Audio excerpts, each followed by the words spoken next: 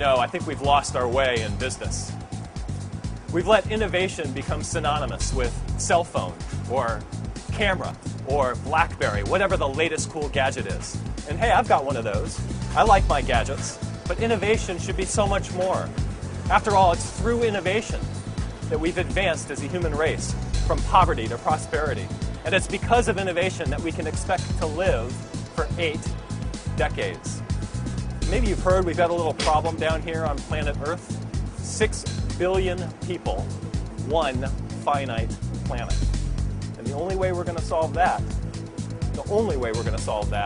is through innovation. And yet our icon of innovation is the iPod, a portable jukebox.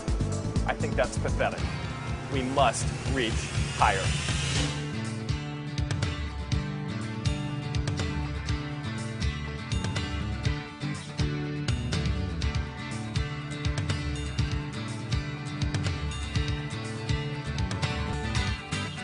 Before the last decade, there was one idea that shaped how corporations operated, one strategic doctrine.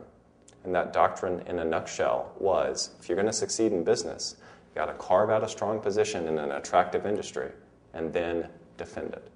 The internet revolution plus some provocative new strategic thinking changed that. And now we know that innovation and strategy go hand in hand. For the last 8 years, my co-author and I have been deeply immersed in studying what we call the triple flip with a quadruple twist of general management. That's making innovation happen inside of established organizations. What I'm going to talk about today is what that innovation adventure is really like. The first thing we got to do is surface some of the models that people typically carry around in their heads about how innovation works, about how it happens. And there's one story that's more common than any other story. I call it the innovator versus the octopus. The protagonist in that story is always the brilliant, inspired visionary.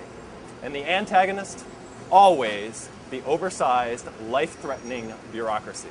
The hero is always the innovator, and the enemy is always the octopus. And of course, in our fantasies, the hero always wins. But in real life, it doesn't work that way. We need a better model. Organizations are not designed for innovation. Far from it. Organizations are designed for ongoing operations. They are designed for the things that you already do well, like serving your existing customers, like challenging your existing rivals, like being very, very efficient. In fact, I like to think of them as like Porsches rolling down the Autobahn. I think of them as performance machines. How does the machine get so efficient? It's very simple. It tries to make every activity as repeatable and as predictable as possible. Innovation is experimentation. And all experiments are, by definition, non-routine and uncertain. These are fundamental incompatibilities.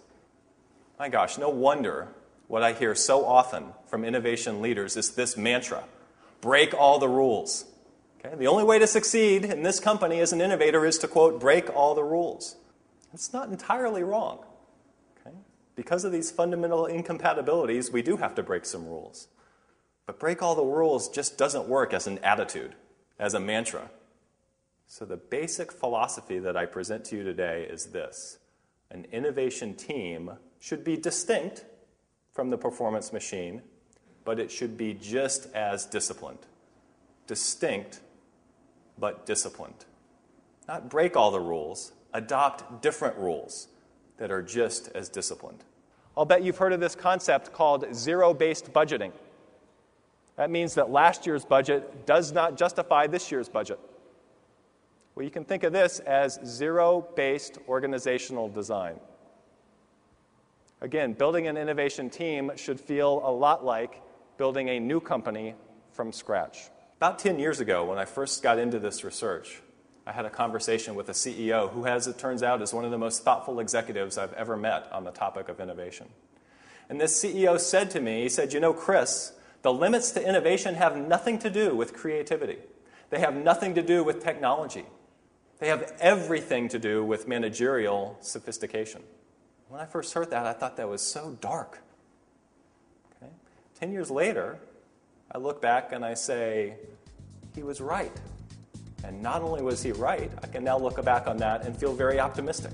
And it is with confidence and optimism that I say this, that it is through innovation that the private sector will solve the fundamental problem of our era.